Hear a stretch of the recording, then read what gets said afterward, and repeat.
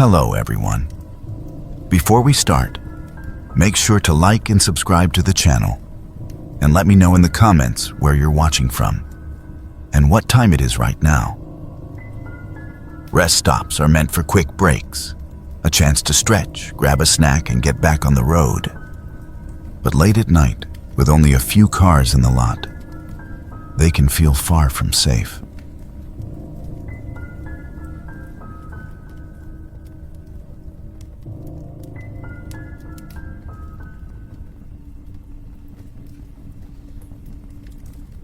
I remember that night like it was yesterday, even though it's been years since it happened. It was back in the summer of 2018, and I was making the long-haul drive from my old job in San Diego, California, all the way to a new start in Austin, Texas. I'd packed up my life into my beat-up Toyota Camry. Boxes of clothes, a few books, my laptop, and not much else. And hit the road right after my last shift at the warehouse. I figured I'd drive straight through, stopping only when I absolutely had to save on motel costs. By the time I crossed into Arizona, I'd been behind the wheel for over 12 hours, fueled by cheap coffee and gas station snacks. My eyes were heavy, my back ached, and the endless stretch of I-40 felt like it was hypnotizing me with its monotonous hum. Around 2 a.m., just outside Flagstaff, I spotted a rest area sign and decided it was time to pull over.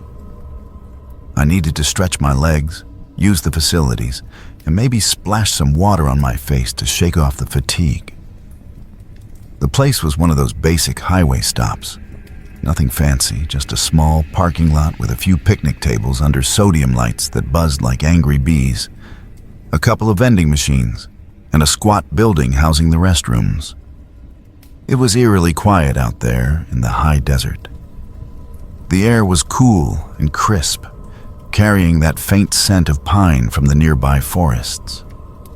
The lot was deserted, except for one big rig semi-truck parked way off on the far side, its cab dark and engine off. I figured the driver was catching some shut-eye before hitting the road again.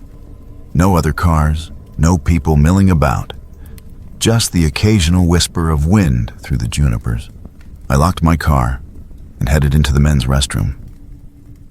The door creaked as I pushed it open, and inside, it was dimly lit by a couple of flickering fluorescent bulbs that cast long shadows on the tiled floor. There were 2 stalls along one wall, a urinal, and a row of sinks with those push-button faucets that never give you enough water. The place smelled like industrial cleaner mixed with something musty, like it hadn't been aired out in a while. I chose the stall furthest from the door for a bit more privacy, even though I was alone. I locked the flimsy door behind me, sat down, and tried to relax, scrolling through my phone to pass the time, checking emails about my new job, texting my sister to let her know I was still alive. That's when things got weird. Midway through, I heard the main door swing open with a slow, deliberate squeak.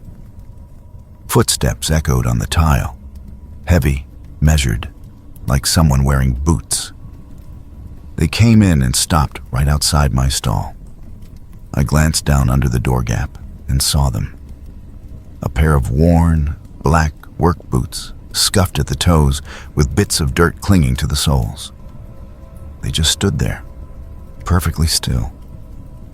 No shuffling, no shifting weight from one foot to the other, no sound of breathing or anything. It was unnerving, like they'd frozen in place. I figured maybe the guy was waiting for the stall, or perhaps he was one of those awkward types who didn't like to use the urinal when someone else was around. So I cleared my throat loudly, hoping to signal that I'd be done soon. No response. Not a word, not a cough, nothing. Minutes ticked by, or at least it felt like minutes. Time stretches when you're uncomfortable like that. My heart started picking up pace. and I strained to listen for any other clues. Then, the boots pivoted sideways, toes now pointing toward the wall. And that's when I saw it. A pale hand slipping under the stall door from the outside. It was a man's hand, I think. Long fingers, knuckles prominent, skin almost ghostly white under the harsh light. The palm was facing up, fingers twitching slightly, like he was beckoning me to hand over something. Toilet paper? A cigarette? It didn't make sense, and the silence made it all the creepier. Adrenaline hit me like a truck. I bolted up, pants half-zipped, and yanked the stall door open, ready to confront whoever it was. But the restroom was empty, completely empty. No one at the sinks, no one in the other stall, no boots retreating out the door. The main door was still swinging slightly on its hinges, as if someone had just left, but I hadn't heard any footsteps departing. I checked everywhere, peered under the other stall door, even glanced in the mirror to see if it was some trick of reflection. Nothing. My mind raced. Was I hallucinating from exhaustion? Had I dozed off without realizing?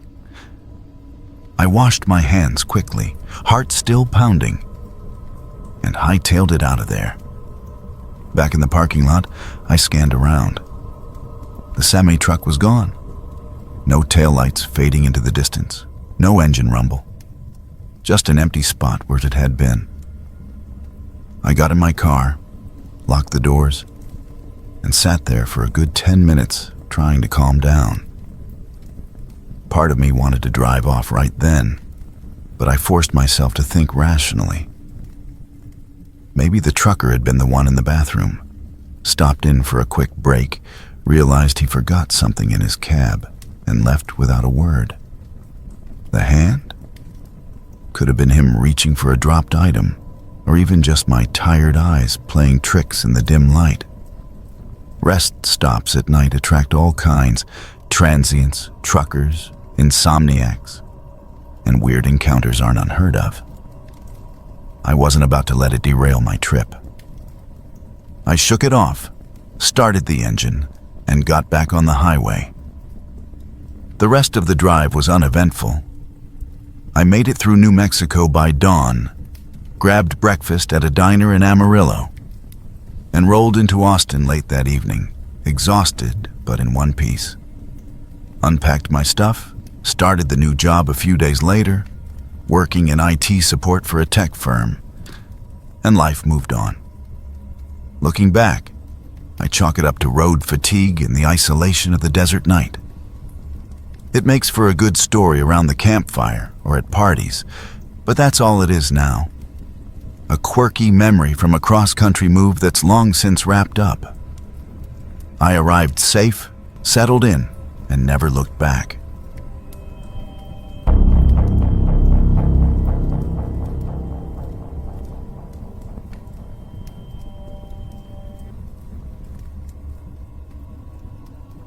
It was back in 2009, during one of those endless hauls across the Midwest. My name's Jack Harlan, and I'd been driving trucks for about 15 years by then, mostly dry goods from Kansas City to Dallas and back. That night, I was on the Oklahoma Turnpike, somewhere south of Tulsa, pushing through the wee hours with a load of automotive parts that had to be in Fort Worth by dawn. The road was empty, just me and the hum of the engine.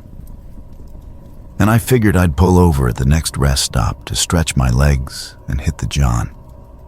It was a little after midnight, and that place was one of those old school setups. Dimly lit, with flickering fluorescence over the parking lot, and not a soul in sight. No other rigs, no cars, just the wind rustling through the scrubby trees nearby. I locked up my truck tight, like always.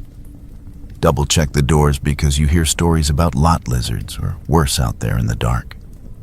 Grabbed my keys and headed into the men's room, which was about as inviting as a forgotten basement. The tiles were grimy, the mirrors fogged with age, and the air had that stale mix of disinfectant and something metallic. I did my business quick, then went to the sink to wash up. That's when I first heard it. A low whispering from one of the stalls. Sounded like a guy murmuring to himself, maybe on a cell phone with bad reception. I couldn't make out the words, just this rhythmic mumble, like he was reciting something under his breath. I shrugged it off. Truckers talk to themselves all the time. Or maybe it was some poor sap arguing with his wife over the phone. None of my business. But as I lathered up my hands, the whispering changed. It got personal, I guess you'd say. It started mimicking my breathing, the way I was inhaling and exhaling, slow and steady from the road fatigue. At first, I thought it was an echo or my imagination playing tricks after too many hours staring at taillights. But no, it was deliberate. A soft, mocking rhythm that matched mine exactly, then sped up a bit, like it was taunting me to catch up. I froze, staring at the stall door in the mirror. It was latched shut, no feet visible underneath, but the voice was coming from in there, clear as day. "Hey," I called out, my voice echoing off the walls. "You all right in there?" No answer, just that damn whispering, now slowing down to match me again. A chill ran up my spine. Felt like someone was watching me, studying me. I dried my hands fast and backed out of there, heart pounding a little harder than I'd admit. Outside, the night air hit me like a slap, cooling the sweat on my neck. I headed straight for my truck, keys in hand, ready to fire up the engine and put miles between me and that creepy rest stop. But as I got closer, I saw it. The passenger door was cracked open, just a couple inches, enough to let the dome light spill out faintly. I know I locked it. I always do. Force of habit from years of hauling valuables. I approached slow, peering inside. Cab looked untouched. My logbook on the dash, coffee thermos in the cup holder, jacket slung over the seat. Nothing missing, no signs of a break-in. But then I noticed the seatbelt. The passenger one was pulled across and buckled right around the steering wheel, like someone had strapped it in place as if they were sitting there, waiting for me to come back. It wasn't like that when I left. I'd have noticed. My mind raced. Prank? Some drifter messing with me? I unbuckled it quick, checked the glove box and under the seats. Everything was there. Wallet, phone, even the petty cash in the console. No damage, no notes, nothing. I slammed the door shut, locked it again, and climbed into the driver's side. Fired up the engine and peeled out of there, glancing in the rear view every few seconds like an idiot. The whispering echoed in my head the whole way, but I pushed it down, focused on the road, called it into dispatch when I got a signal, told them about the weirdness at the rest stop, just in case it was some punk kids or a vagrant causing trouble. They noted it, said they'd pass it along to Highway Patrol if anything else came up. The rest of the run went smooth. Hit Fort Worth around 5 a.m., unloaded the parts at the warehouse without a hitch. Foreman signed off. I grabbed a greasy breakfast at a diner nearby and caught a few hours of shut-eye in a motel before heading back north, empty. Never heard anything more about that rest stop. Dispatch said no other reports, probably just a one-off oddity. I chalked it up to fatigue and some bored local pulling a stunt. Maybe even a fellow trucker with a twisted sense of humor. Shift ended back in Kansas City that evening. Cargo delivered, logs balanced, and I headed home to my wife and kids. Life on the road's full of strange moments, but you learn to shake them off and keep rolling.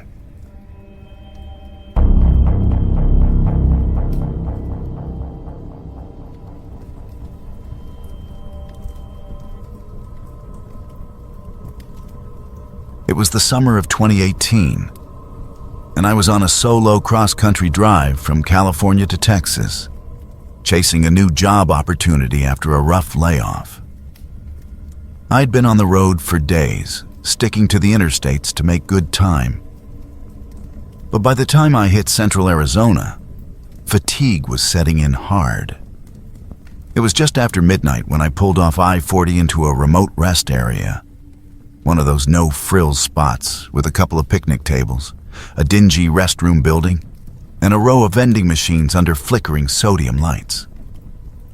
The sign said, "Welcome to Arizona, the Grand Canyon State." But there was nothing grand about this place. It was isolated, surrounded by scrubby desert that stretched into the darkness, with only the occasional rumble of a passing semi to break the silence. The lot was mostly empty, which suited me fine. I needed a quick break to stretch my legs, use the facilities, and grab something to caffeinate me for the next leg. As I parked my old Honda Civic near the building, I noticed a single semi-truck tucked away in the far corner of the truckers section, well beyond the reach of the overhead lights. It was a beat-up rig, the kind you'd see hauling freight across the Southwest. Faded red cab, anonymous white trailer with no company logos. I didn't think much of it at first. Truckers pull over all the time for mandated rest hours. But as I headed toward the restroom, something nagged at me. The engine wasn't running. No low idle hum. No exhaust puffing into the cool night air. Yet, the cab's interior light was on, casting a dim yellow glow through the windows. I shook it off and went inside. The restroom was as expected. Grimy tiles, a mirror smeared with who knows what, and the faint smell of industrial cleaner mixed with something metallic. I splashed water on my face, trying to wake up, then wandered over to the vending machines outside. A bag of chips and a lukewarm energy drink later, I was ready to hit the road again. That's when I heard it. A faint tapping sound, rhythmic and insistent, coming from the direction of the truck. At first, I dismissed it as maybe the driver fiddling with tools or adjusting cargo straps. But as I walked back to my car, keys in hand, I realized it wasn't from the cab. It was echoing from inside the trailer itself, muffled but clear, like metal on metal or knuckles on wood. Curiosity pulled my gaze toward the truck. The cab light illuminated the driver just enough for me to make him out. A middle-aged guy in a flannel shirt, hands clamped tight on the steering wheel, staring straight ahead into the void beyond his windshield. He didn't turn his head, didn't acknowledge my presence even though I must have been visible in his peripherals. His eyes were wide, unblinking, like he was in some kind of trance or shock. The tapping grew louder then, faster, almost frantic, as if whatever was making it had sensed movement nearby. Sensed me. My heart rate picked up. The desert night felt suddenly colder, the isolation more oppressive. Was someone trapped in there? An animal? Or worse? I didn't stick around to find out. I slid into my car, locked the doors, and peeled out of the lot faster than I should have, tires kicking up gravel. For the next hour, I drove in silence, the energy drink forgotten on the passenger seat, my mind replaying the scene. The tapping, the driver's frozen stare. It all felt wrong, like I'd stumbled into something I wasn't supposed to see.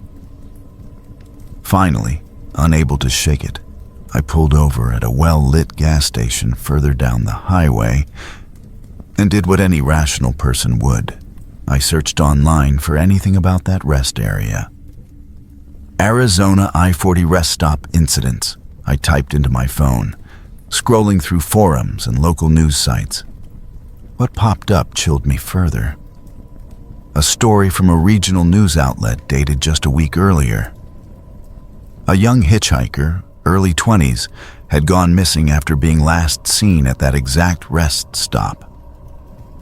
Witnesses, a couple of other truckers, reported seeing him climb into a semi-truck parked in the far corner, the same spot where I'd seen the rig. No plates noted, no description of the driver beyond average build, flannel shirt. The article mentioned the police were investigating, but leads were thin. My stomach twisted. Had I just witnessed the aftermath? Was that tapping a cry for help? I didn't hesitate.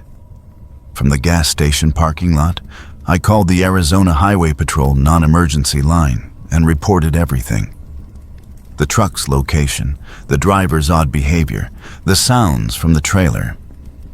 The dispatcher took my details seriously, noting the connection to the missing person case, and promised to send a unit out immediately. They advised me not to return and to continue my trip safely. Shaken but relieved to have passed it off to professionals, I got back on the road, arriving in Texas 2 days later without further incident. A few weeks after settling into my new job, a desk gig in logistics, ironically, I followed up online. The case had wrapped up neatly, as these things sometimes do. Highway Patrol had located the truck still at the rest area. The driver was in a state of diabetic shock, hence the unblinking stare and immobility. Inside the trailer? Not a person, but a load of unsecured machinery parts that had shifted during transit, causing the tapping noises, amplified by the empty space in my imagination in the dead of night. As for the hitchhiker, he'd been found safe in a nearby town.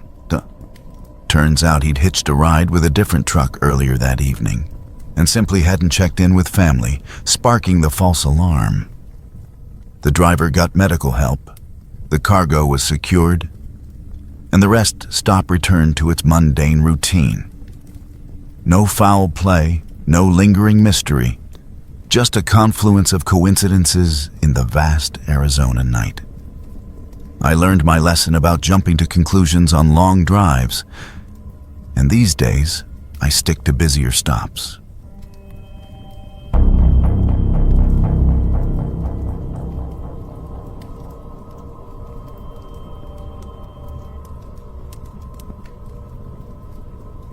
I remember that night like it was yesterday, even though it's been almost 2 decades now.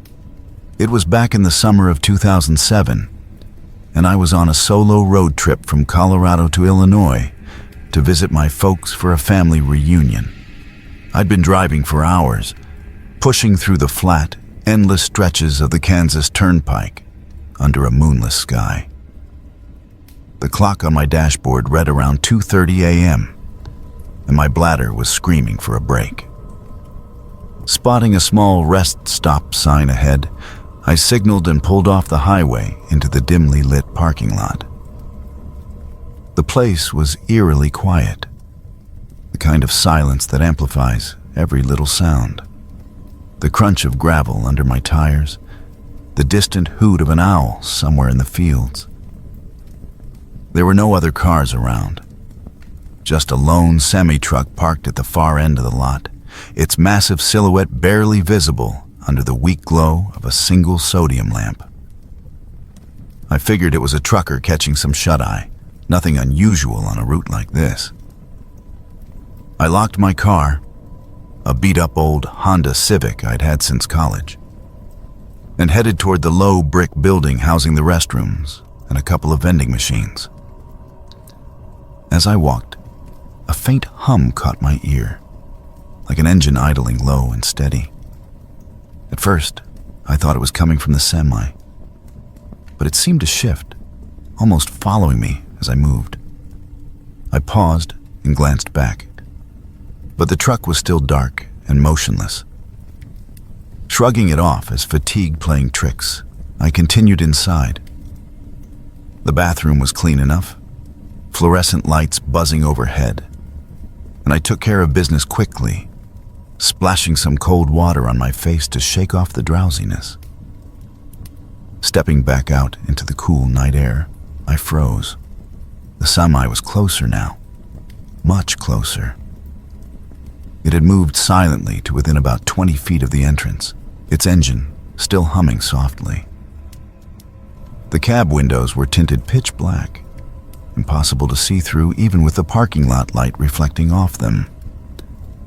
No door opened, no figure emerged. My heart rate picked up a notch. Was the driver just repositioning for some reason? Maybe to get a better spot near the building? But why not turn on the lights or make any noise? I told myself it was probably nothing. A bored trucker messing with the lone traveler for a laugh. Still, I didn't waste time. I jogged back to my car, keys already in hand, and slid inside, locking the doors before starting the engine. As I pulled out of the lot and merged back onto the turnpike, I kept an eye on my rearview mirror.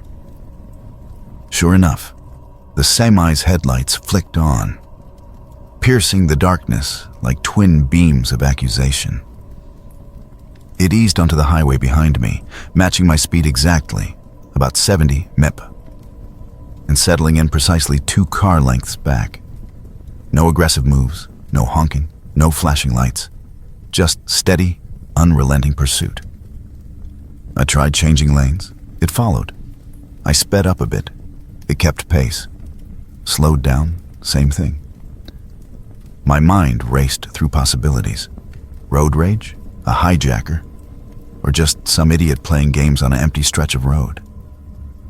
This went on for what felt like an eternity, but was probably closer to 10 miles. Sweat beaded on my forehead despite the AC blasting. Finally, up ahead, I spotted the glow of a 24-hour gas station. One of those big chain ones with bright lights and a mini-mart. I signaled early and pulled in, heart pounding as I parked right under the canopy near the pumps. The semi didn't follow. It roared past without even tapping the brakes, disappearing into the night like it had never been there. Shaken but relieved, I went inside to grab a coffee and steady my nerves. The cashier, a middle-aged woman with tired eyes and a name tag reading Linda, noticed my rattled expression as I paid. "You okay, hon? Look like you've seen a ghost." I recounted the story briefly, mentioning the rest stop and the creepy truck. Her face tightened, and she leaned in, lowering her voice. "That rest stop? Yeah, we've heard stories. People go missing there sometimes. Truckers, travelers. Cops think it's tied to some shady activity like cargo theft rings or worse. They tail folks to scout them out, see if they're worth hitting." My stomach dropped. "Missing? Like kidnapped?" She nodded. "Not often, but enough that the state patrol's been cracking down. Last year, they busted a group using ghost trucks, unmarked semis with blacked-out cabs, to intimidate and rob people at isolated spots. Could have been one of those." I thanked her, and on her advice, called the non-emergency line for the Kansas Highway Patrol from the payphone outside. My cell had crap signal back then. The dispatcher took my report seriously, noting the details and promising to send a unit to check the area. They even suggested I wait at the station until dawn if I felt uneasy. But with the adrenaline fading, I decided to push on after refueling. The rest of the drive was uneventful, and I made it to my parents' place by late afternoon, collapsing into bed after a quick hello. A couple of days later, I followed up with the patrol office out of curiosity. Turns out, they'd increased patrols around that rest stop, based on multiple similar reports. And not long after, they arrested a couple of guys running a small-time theft operation. The ghost truck matched descriptions from several incidents. It was just a modified rig with illegal tints and no markings, driven by opportunists looking for easy marks. No supernatural nonsense, just human greed and bad decisions. Looking back, it was a scary wake-up call about the dangers of solo night driving on remote highways. I started planning my routes better after that, sticking to busier stops and traveling during daylight when possible.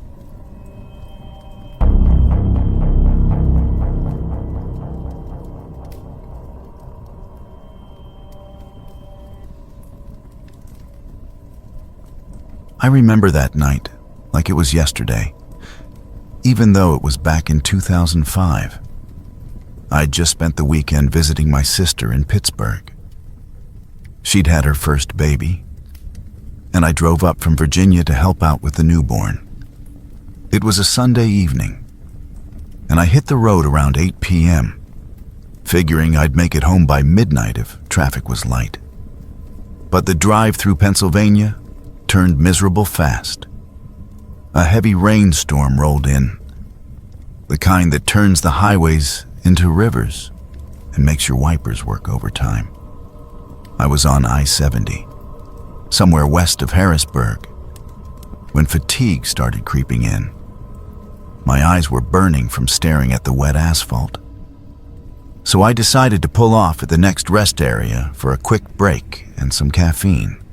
The rest stop was one of those basic ones. No gas station or fast food joint, just a parking lot with a few scattered spots under flickering sodium lights. A bank of vending machines huddled against a concrete wall, and a small brick building with restrooms. It was pushing 10:30 p.m. by then, and the place felt abandoned. Only a couple of semis were parked at the far end, their drivers probably catching some shut-eye, and the rain was drumming steadily on everything. I parked close to the vending machines, grabbed my umbrella from the back seat, though it didn't help much in the wind, and dashed over to snag a coffee. It was the cheap, watery kind from a machine, but it was hot and did the trick. I sipped it under the overhang, watching the rain sheet down, feeling a bit more alert already. As I walked back to my car, an old Honda Civic that had seen better days, I noticed movement out of the corner of my eye. A man stepped out from the shadows near the restroom building like he'd been waiting there the whole time. He was tall, maybe 3 inches or so, with a lanky build, wearing a faded denim jacket over a plain t-shirt and jeans that looked worn but not dirty. His hair was short and dark, slicked back maybe from the rain, but that was the first thing that struck me as off.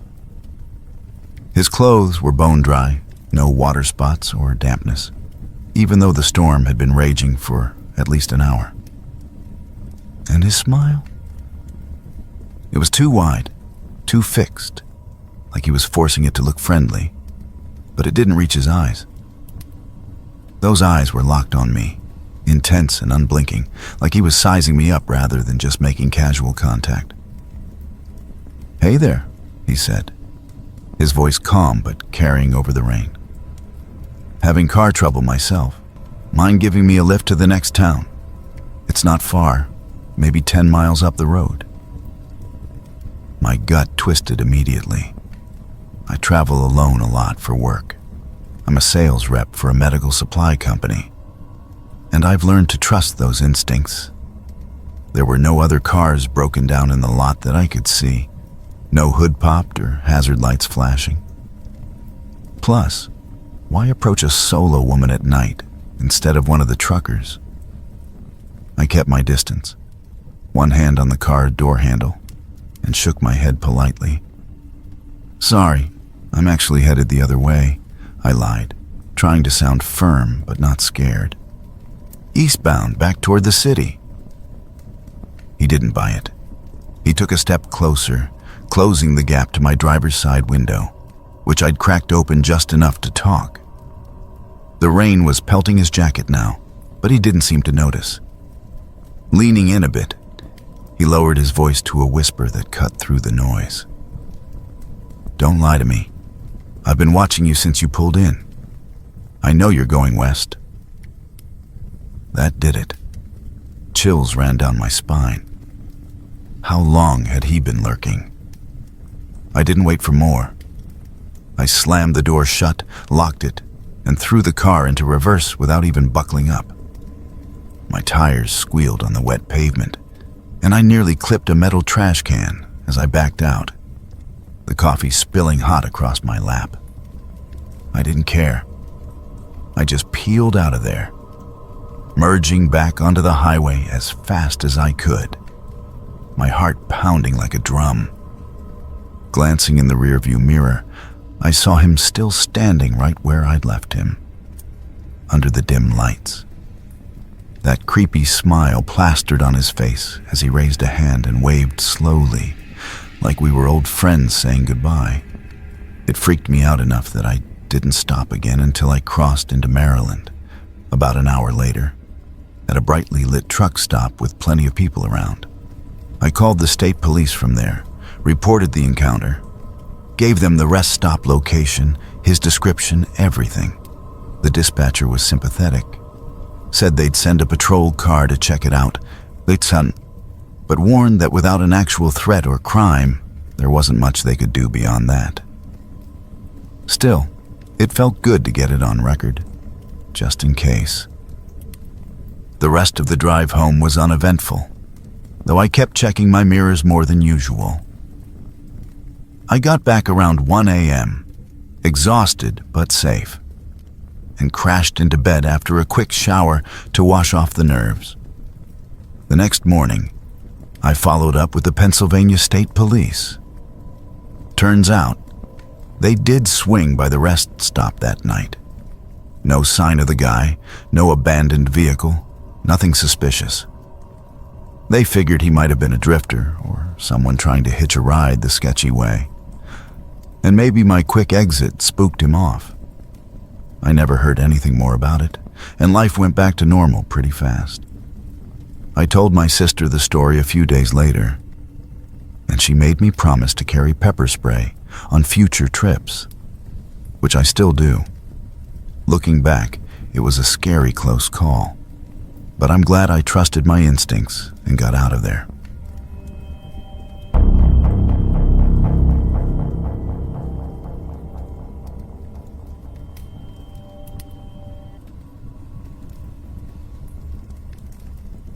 I remember that night like it was yesterday, even though it's been over a decade now.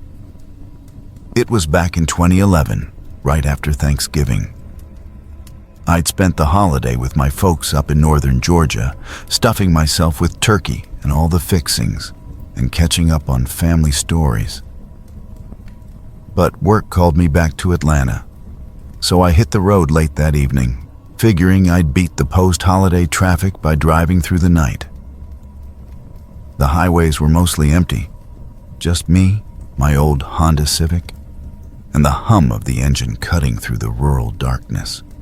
By around midnight, I was starting to feel the fatigue set in. My eyes were getting heavy from staring at the endless stretch of asphalt, lit only by my headlights. I spotted a sign for a rest stop off Highway 75. One of those basic ones with a few parking spots, a couple of picnic tables, and a small brick building housing the restrooms. It was tucked away in a quiet, wooded area, surrounded by thick pines and underbrush that seemed to swallow up the light from the sodium lamps overhead.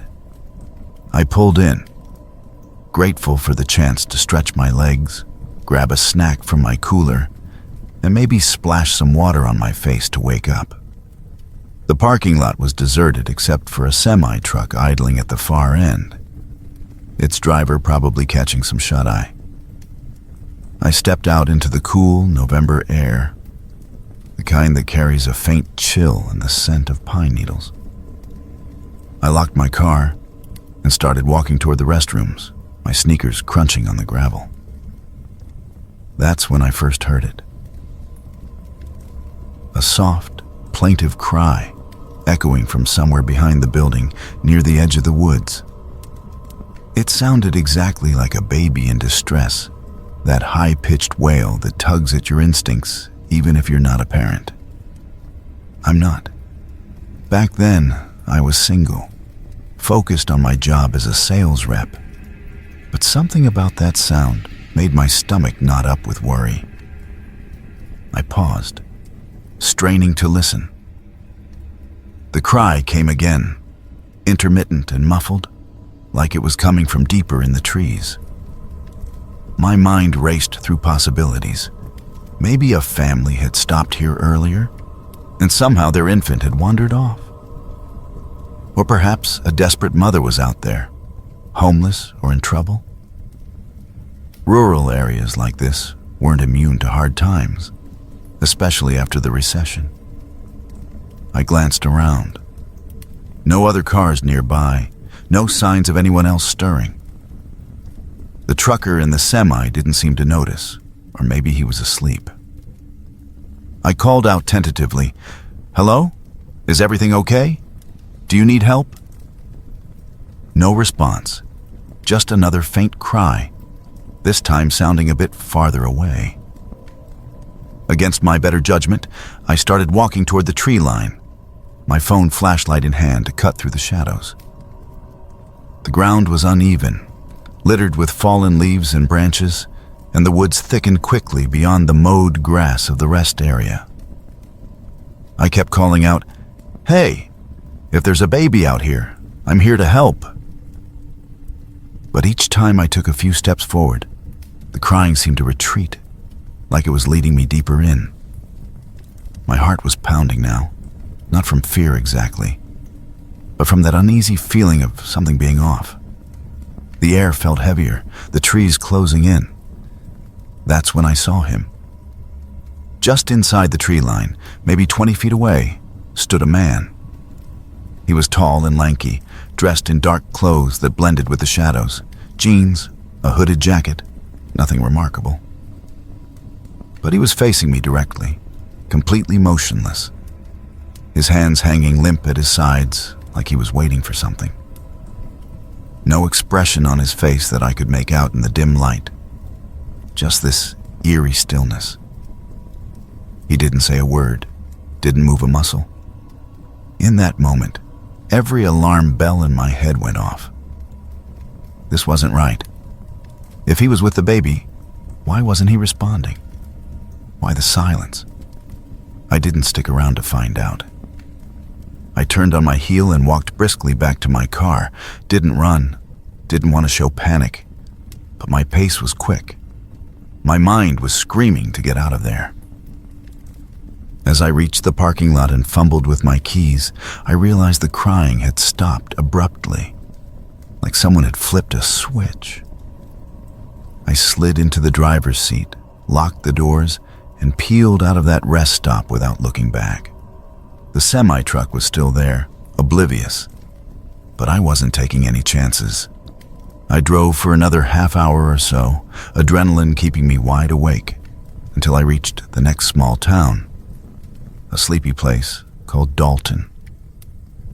I pulled into a well-lit gas station, heart still racing, and decided to call the local sheriff's office.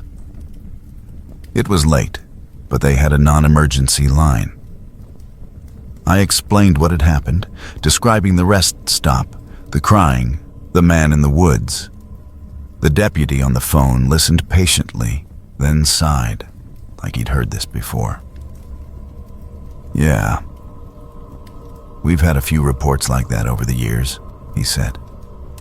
"Folks using recordings of baby cries to lure people into the woods. Could be for muggings, carjackings, or worse. It's a scam tactic. Happens in isolated spots. We'll send a patrol out to check, but you did the right thing getting out of there." He took my details in case they needed more info, but assured me it was likely just some lowlifes trying to prey on good Samaritans. No missing baby reports in the area, nothing like that. I thanked him, hung up, and sat in my car for a bit, letting the relief wash over me. It was over, just a close call, nothing more. I grabbed a coffee from the station, hit the road again, and made it home to Atlanta by dawn. Reported it to my insurance too, just in case, but nothing ever came of it. Looking back, I'm glad I trusted my gut and walked away. The sheriff's office probably investigated, maybe even caught whoever was behind it eventually. Those kinds of tricks don't last forever in small communities.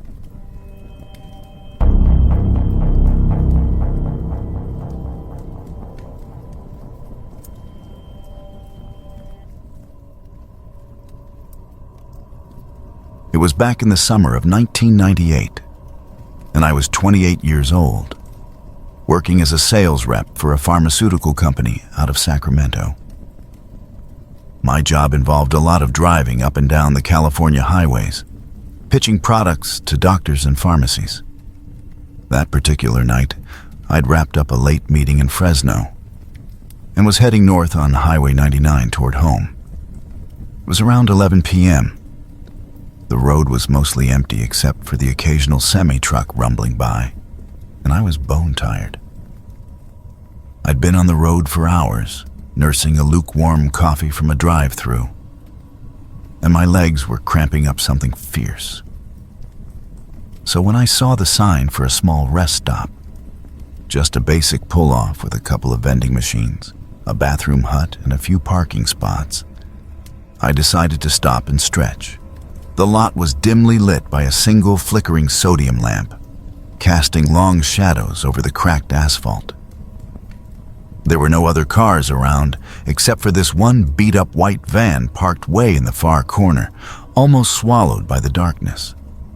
It looked old, like something from the 80s, with rust spots along the bottom and a dented bumper.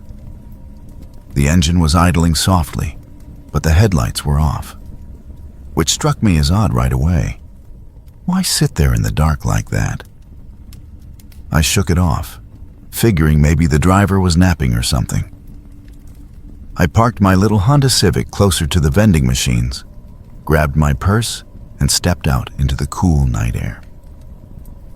The highway hummed faintly in the distance, and crickets chirped from the scrubby bushes lining the lot. I took a deep breath, rolled my shoulders, and started walking toward the machines for a soda. Anything to keep me awake for the last leg of the drive. As I got halfway there, I heard a faint metallic scrape, like a door sliding on unoiled tracks. I glanced over, and sure enough, the side door of the van had cracked open just a few inches. In the dim light, I could make out a man's face peering out. Pale skin, scruffy beard, eyes locked right on me. My stomach twisted. It wasn't a casual glance. It was intense, like he was studying me. I froze for a second, my mind racing through all those warnings you'd hear about women traveling alone. Don't stop in isolated places. Keep your keys ready. I turned on my heel, pretending like I'd forgotten something in the car, and started walking back briskly. But out of the corner of my eye, I saw the door slide open wider, and the man stepped out. He was tall, wearing a dark jacket and jeans, and then another figure emerged from inside the van, shorter, stockier, in a hooded sweatshirt. They didn't say a word, didn't wave or call out. They just started walking toward me, their paces quickening, boots scuffing against the pavement. Panic hit me like a wave. My heart pounded in my ears as I broke into a jog, fumbling for my keys. I yanked open the car door, threw myself inside, and slammed it shut, hitting the lock button so hard I nearly broke it. The engine roared to life. I didn't even bother with the seatbelt at first, just peeled out of that lot with gravel flying. In the rear-view mirror, I saw them stop and turn back toward the van, but by then, its headlights flicked on, and it started pulling out after me. Oh God, I thought. They're following. I merged onto the highway, pushing the speedometer to 80, 85, weaving around a slow-moving truck. The van appeared in my mirrors, keeping pace but not too close, maybe a couple of car lengths back. My mind was spinning. Were they robbers? Kidnappers? Or just creeps trying to scare me? I gripped the wheel, knuckles white, scanning the road for any sign of civilization. It felt like forever, but it was probably only about 10 minutes before I spotted the glow of a gas station up ahead. A 24-hour chevron with bright lights, a few cars at the pumps, and people milling around inside the mini-mart. I signaled and swerved into the lot, pulling right up to the pumps where a family was filling up their SUV, and a couple of truckers were chatting by the door. I glanced back. The van had slowed on the highway, its headlights sweeping over the station. But then it accelerated past without turning in. It disappeared into the night, taillights fading around the next bend. I sat there for a minute, engine still running, breathing hard, finally clicking my seatbelt on like some kind of afterthought. I didn't just drive off after that. Shaken as I was, I went inside the station and told the clerk what happened.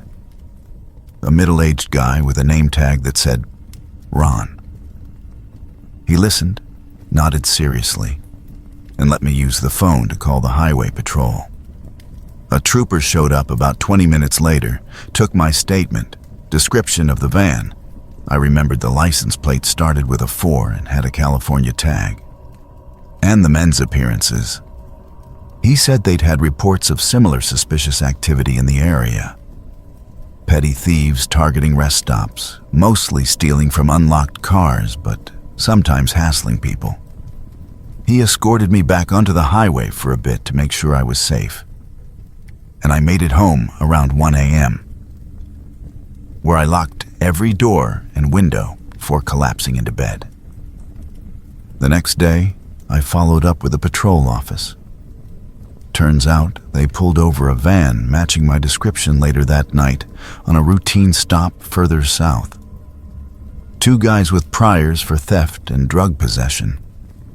No weapons, but the van had some stolen goods in the back. They denied following anyone, claimed they were just hanging out at the rest stop. But the trooper said my report helped flag them. They got booked on outstanding warrants, and that was that. I started carrying pepper spray after that, and I never stopped at isolated rest areas alone again.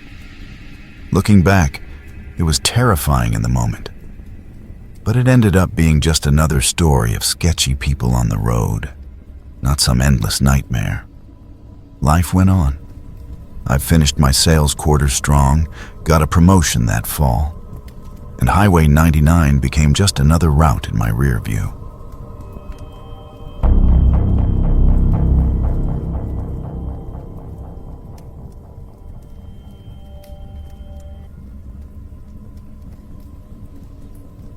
It was back in the summer of 2015, and I was making that familiar drive from Portland down to Eugene for work. I'd been a project manager at a small tech firm in Portland for about 5 years, handling software implementations for clients in the Willamette Valley. This particular trip was to wrap up a months-long rollout for a university department in Eugene. Nothing glamorous, just databases and training sessions. I left the office around 4 p.m. to beat the rush hour traffic, figuring I'd grab dinner in Eugene and crash at a motel before the final meetings the next day. The drive along I-5 is usually straightforward, about 2 hours if you're lucky. But that evening, the sun was dipping low, casting long shadows over the farmland and forested stretches. I wasn't in any hurry, but by dusk, my bladder was protesting the large coffee I'd had before leaving.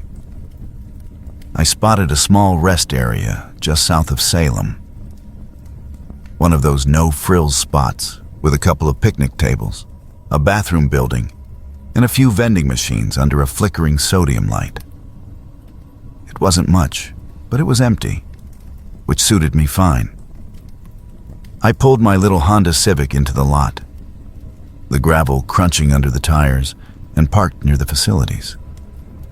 Glancing around, I noticed only one other vehicle, An old white cargo van, probably from the 80s, parked way in the back corner, half hidden by some overgrown bushes. Looked dusty and nondescript. The kind of van you'd see hauling tools for a handyman or deliveries for a small business. I didn't think much of it at first. People park oddly sometimes. And hopped out to stretch my legs. The air was cooling off quickly, with that crisp Oregon evening chill settling in. I walked over to the vending machine for a snack, fishing quarters out of my purse. That's when I heard it. A low rumble, like an engine turning over. I turned my head and saw the van's headlights flicker on, cutting through the twilight. It started rolling slowly across the lot, not speeding, but deliberate, like it was creeping up on something. My heart picked up a bit. I was alone out there, no other cars pulling in. But I told myself it was probably just someone leaving. Except it didn't leave. It stopped maybe 10 feet away from me, the engine idling roughly. The driver's window rolled down, and this guy leaned out. He was in his mid-50s, I'd guess, with stringy, greasy hair that looked like it hadn't seen shampoo in weeks, and a face etched with lines from too much sun or too many hard years. He had on a faded flannel shirt, and his eyes, they were just off, too intense for a casual chat. He smiled, but it didn't reach those eyes, and asked if I wanted company for the night. His voice was gravelly, like he'd smoked a pack a day forever. I froze for a second, processing it. Company? Out here? No, thanks. I mumbled something polite but firm, like, no, I'm good, thanks. And turned back to the machine, pretending to focus on selecting a candy bar. Inside, though, my mind was racing. Get back to the car, now. He didn't push it right away, just sat there for a moment, engine still running, before saying something about how the roads could be lonely at night. I didn't engage. I grabbed my Snickers and power walked back to my Civic, keys already in hand. As I slid into the driver's seat and locked the doors, I glanced in the rear view. The van was still there, headlights glaring. I started my engine and peeled out of the lot faster than I should have, merging back onto the interstate with my heart pounding. For the first few miles, I kept checking my mirrors, telling myself it was nothing, just a weird guy being creepy. But then, about 5 minutes later, I saw them. Those same headlights in the distance, growing closer. The van was following me. Not tailgating, but keeping pace, maybe a quarter mile back. I sped up to 75, then 80. Above the limit, but I didn't care. It matched me. My phone was in my purse on the passenger seat. I fumbled for it while trying to keep my eyes on the road, dialing 911, but hesitating because what would I say? A van is following me. It sounded paranoid. Instead, I called my sister in Eugene, blurting out what happened. She told me to stay on the line and head straight to the next exit with lights and people. This went on for nearly 30 miles. Me weaving through sparse traffic, the van's lights a constant presence in my mirrors. My hands were sweaty on the wheel, mind flashing to all those stories you hear about women traveling alone. Finally, just north of Albany, I spotted a well-lit truck stop with a gas station and diner. I signaled early, exited, and pulled in among the semis and families filling up. The van? It kept going straight on the interstate, headlights fading into the night. Gone, just like that. I sat there for 20 minutes, shaking, before continuing to Eugene. I made it to my motel without further incident, but sleep didn't come easy. The next day, I wrapped up the project, trained the staff, signed off on the deliverables, and shook hands all around. It felt good to close that chapter, even if my mind was elsewhere. Back in Portland a few days later, I couldn't shake the unease, so I reported it to the Oregon State Police. Gave them the details, the van's description, the guy's appearance, the rest stop location. They took it seriously, noting it matched a pattern they'd been tracking. Reports of a similar van involved in harassment and attempted abductions along I-5 that summer. Women mostly, pulled over or at rest areas, with the driver making overtures before tailing them. It turned out my report helped. A couple of weeks later, I got a call from a detective. They'd pulled over a van matching the description during a routine traffic stop near Corvallis. The driver was a 52-year-old transient named Robert Hale, with a history of petty crimes and a warrant for similar incidents in Washington state. Inside the van, they found duct tape, zip ties, and a fake license plate, enough to charge him with attempted kidnapping and stalking. He confessed to following several women, including me, claiming he was just looking for conversation. But the evidence said otherwise. The string of abductions? There were 3 confirmed attempts that year, all linked back to him, though thankfully, none succeeded. Hale was convicted the following year, sentenced to 15 years.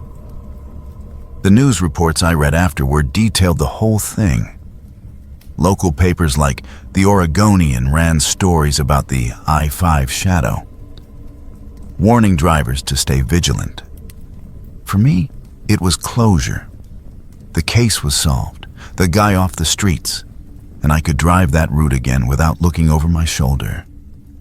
Work picked up, life moved on, but I still lock my doors the second I get in the car.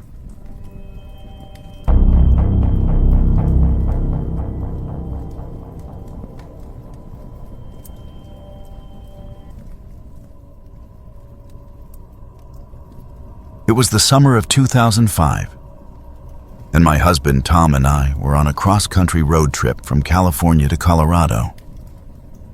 We'd been married for just over a year, and this was our way of celebrating, driving through the vast, empty stretches of the American West, stopping at quirky roadside attractions during the day and pushing through the nights to make good time. We were young, in our mid-20s, full of that invincible energy that comes with not having kids or mortgages yet. But looking back, that night in Nevada taught us how fragile that sense of security really is. We'd been on the road for hours, weaving through the desolate highways of central Nevada.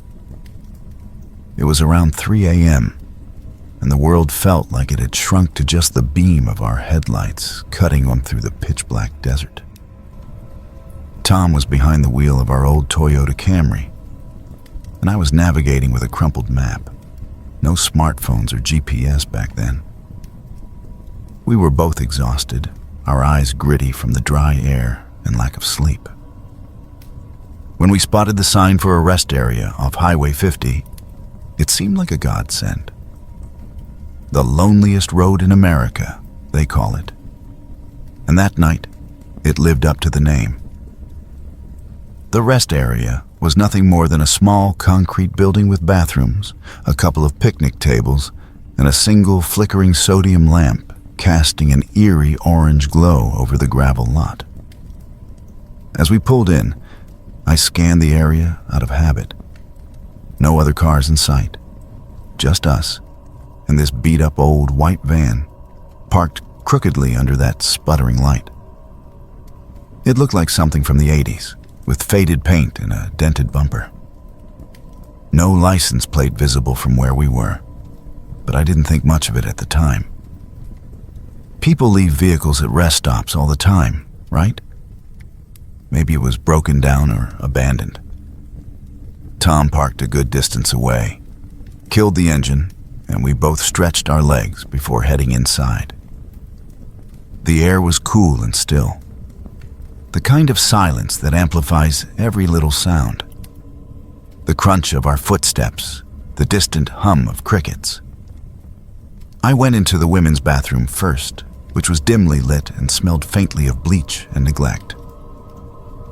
Tom waited outside for a minute before using the men's. It was quick. I washed my hands, splashed water on my face to wake up, and stepped back out into the night. That's when I noticed the van again. From this angle, closer now, I could see the back doors were cracked open just a few inches. Something about it felt off. Why would they be ajar in the middle of nowhere? Curiosity got the better of me, and I glanced over as I walked toward our car. That's when I saw him. Inside the van, crouched low in the shadows, was a man. He was wearing a black ski mask, the kind with holes for the eyes and mouth, pulled tight over his face. His eyes locked onto mine immediately, cold, unblinking, like he'd been waiting. He wasn't moving, just hunched there, one hand on the door handle. Time seemed to stretch. My heart slammed in my chest, and I froze mid-step, every instinct screaming danger. He didn't say a word, didn't make a sound. Instead, without breaking that stare, he slowly reached out and pulled the doors shut with a soft click. The spell broke. I turned and hurried back to the building, my mind racing. Tom was just coming out of the men's room, rubbing his eyes. I grabbed his arm and whispered urgently, "There's a guy in that van. Ski mask." He saw me looking and closed the doors. Tom's face went pale. He glanced over, but the van was sealed now. No sign of movement. We didn't discuss it. We just moved. We walked briskly to the car, not running, but not lingering. Got in, locked the doors, and Tom started the engine. As we peeled out of the lot, I kept my eyes on the rearview mirror. The van didn't budge, but that didn't calm the knot in my stomach. We drove in tense silence for about 20 minutes, the highway unfolding like an endless black ribbon under the stars. Tom kept checking the mirrors, and I did too, trying to convince myself it was nothing. A weird coincidence, maybe some drifter sleeping rough. But then, there it was. Headlights off, just a shadowy shape gaining on us in the dark. The van. It matched our speed, hanging back about 100 yards, invisible to anyone but us in the mirrors. No lights meant no one else would see it coming or going. My pulse thundered. I gripped the armrest so hard my knuckles whitened. "That's him," I said, my voice barely above a whisper.